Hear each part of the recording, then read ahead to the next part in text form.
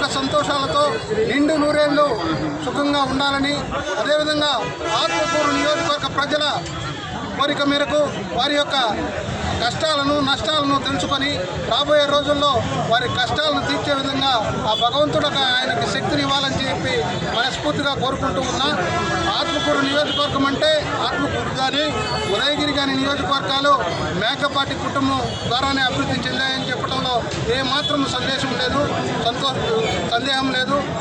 మేకపాటి రాజమోహన్ రెడ్డి గారి కళ అయినటువంటి హై లెవెల్ కెనాల్ నిర్మాణంలో ఆయన పాత్ర ఉంటే మేకపాటి దివంగత నేత మేకపాటి గౌతమ్ రెడ్డి గారి మానస పుత్రిక అయినటువంటి ఎంఎస్ఎంఈ పార్కుని ఆత్మకూరులో ఏర్పాటు చేయడం చాలా సంతోషకరమైన విషయం.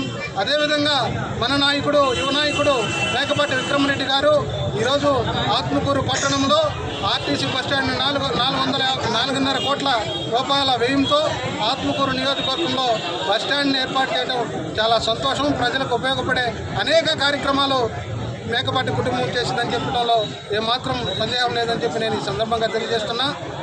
ఈరోజు ఆత్మకూరు నియోజకవర్గ సమస్యలు ఏది పరిష్కరించినా మేకపాటి కుటుంబమే.